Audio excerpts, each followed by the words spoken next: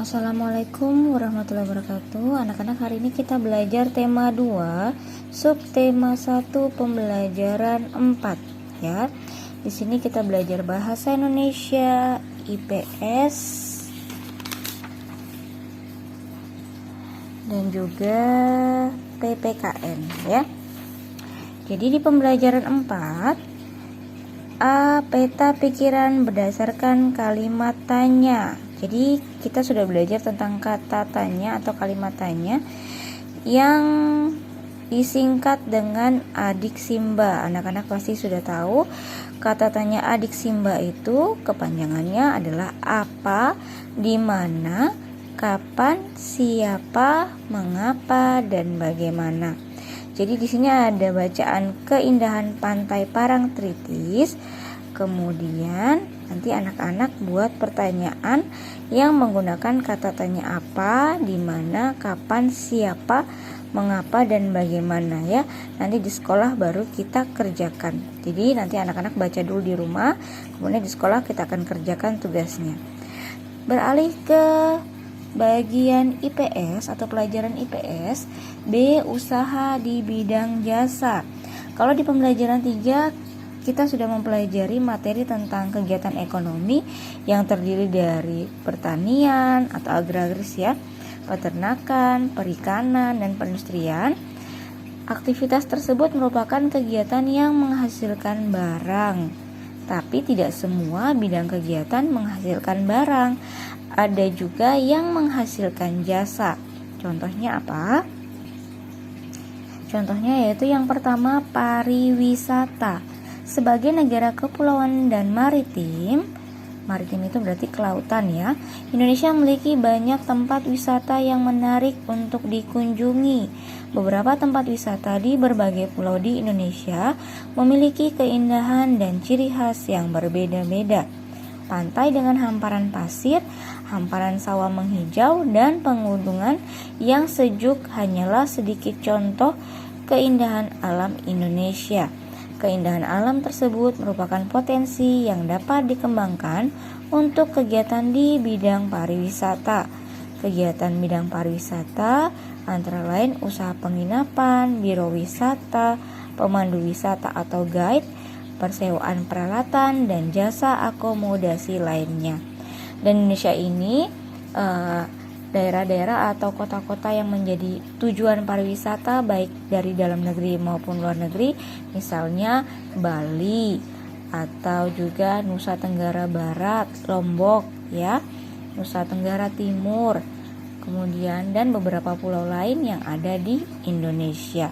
Itu menjadi tujuan pariwisata baik dari dalam negeri maupun luar negeri ya.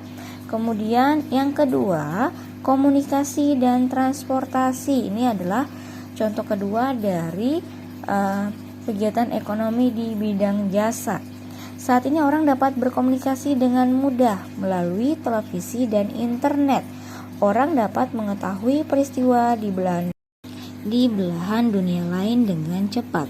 Kemudian kemudahan tersebut dimungkinkan karena ada perusahaan yang bergerak di bidang komunikasi, contohnya Telkom, yang menyediakan data untuk internet dan televisi berlangganan ya. Kita biasa menyebutnya IndiHome contohnya ya. Di bidang pertelevisian ada stasiun televisi pemerintah dan stasiun televisi swasta. Perusahaan tersebut menghasilkan jasa. Bidang transportasi menyediakan kemudahan bagi setiap orang untuk melakukan perjalanan jauh dengan cepat. Kemudahan tersebut dapat dinikmati karena ada perusahaan atau usaha perorangan yang bergerak di bidang transportasi, baik transportasi darat, laut maupun udara. Supir, pengendara becak, tukang ojek, pilot, masinis, dan nakoda adalah profesi yang menyediakan jasa transportasi. Kegiatan ekonomi berikut yang menghasilkan jasa adalah perbankan dan keuangan. Anak-anak biasa menyebutnya dengan bank mungkin ya.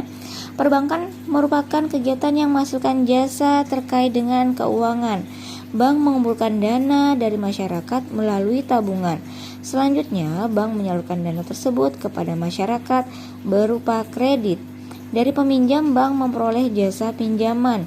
Selain bank, contoh usaha di bidang keuangan yaitu usaha asuransi, pegadaian, dan perusahaan penjaminan kredit.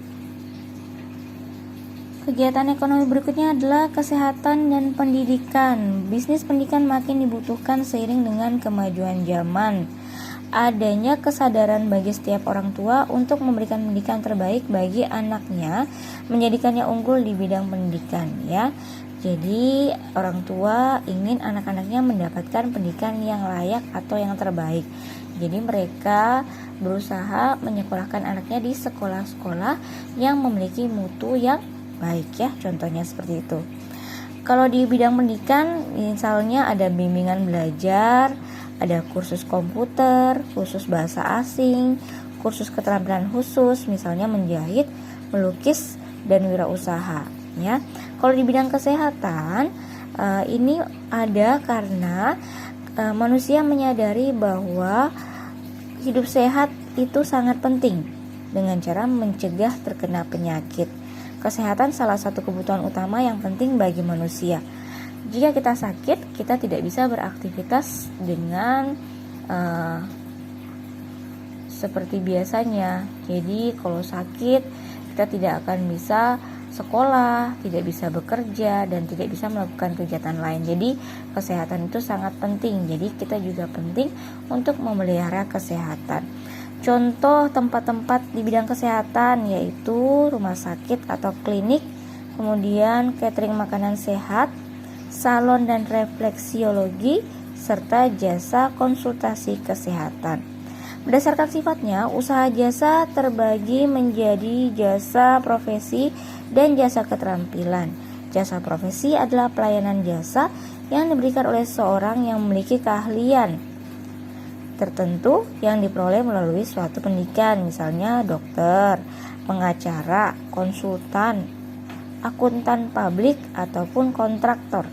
Kalau jasa keterampilan adalah jasa atau pelayanan jasa yang diberikan oleh seseorang melalui keterampilan yang dimilikinya, misalnya tukang cukur, kemudian tukang bangunan, montir, sopir angkot atau sopir mobil rental, dan tukang ojek sepeda motor, ya. Itulah contoh kegiatan ekonomi yang bergerak di bidang jasa. Kemudian yang berikutnya PPKN menerapkan sikap tanggung jawab dalam masyarakat. Jadi manusia sebagai makhluk sosial memiliki tanggung jawab untuk menjaga keharmonisan hubungannya antara keluarga, warga masyarakat, dan warga negara. Oleh karena itu, tanggung jawab hendaknya dilakukan di semua lingkungan, baik rumah, sekolah, masyarakat, maupun negara. Jadi anak-anak, yang namanya tanggung jawab itu berguna untuk menjaga keharmonisan warga masyarakat. Hal ini dapat dilakukan dengan melakukan musyawarah, ya. Musyawarah itu untuk menyelesaikan permasalahan bersama. Biasanya dilakukan dengan cara rapat atau diskusi. Kemudian saat melakukan musyawarah, setiap warga masyarakat hendaknya menunjukkan sikap tanggung jawab. Sikap tanggung jawab dalam musyawarah dapat ditunjukkan dengan tindakan sebagai berikut. 1. Menjaga ketenangan selama musyawarah berlangsung. Kemudian 2. Menyampaikan pendapat yang dapat dipertanggungjawabkan baik kepada Tuhan maupun masyarakat. 3. Mampu menjelaskan pertanyaan anggota musyawarah yang lain atas pendapat yang dikemukakan. Kemudian berikutnya 4. Memberikan kritik disertai saran terhadap pendapat orang lain. 5. Mengikuti musyawarah hingga selesai. Dan yang keenam, menerima dan melaksanakan keputusan musyawarah secara bertanggung jawab, ya. Kemudian melakukan musyawarah untuk menyelesaikan masalah bersama memiliki manfaat sebagai berikut. Manfaat yang pertama, melatih keberanian mengeluarkan pendapat.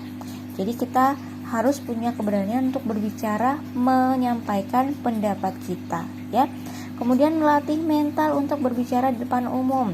Yang tadinya takut berbicara di depan umum, ketika dia sering mengikuti musyawarah, dia terlatih untuk berbicara di depan orang banyak. Jadi lebih berani untuk menyampaikan pendapatnya. Mentalnya lebih terlatih, ya.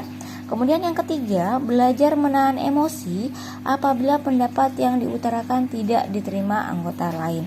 Jika dalam musyawarah kita menyampaikan pendapat, terus pendapat kita ditolak atau disanggah oleh orang lain, kita jangan marah.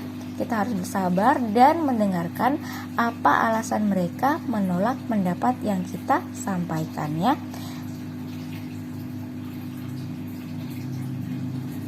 Penerapan sikap tanggung jawab sebaiknya tidak hanya dilakukan dalam musyawarah tetapi juga dalam pengambilan suara atau voting. Di sini contohnya di lingkungan RT, RW dan kepala desa untuk memilih kepala desa. Kalau di sekolah kita biasanya voting atau mengumpulkan suara terbanyak untuk memilih ketua kelas ya. Jadi ada calon misalnya 3 anak yang mendapatkan suara terbanyak dari teman-teman itu yang menjadi ketua kelas. Itu contoh musyawarah yang ada di sekolah. Jadi orang-orang berhak menyampaikan pendapat, berhak menyampaikan suaranya karena setiap orang memiliki hak dan kewajiban yang sama sesuai dengan kodrat mereka sebagai manusia.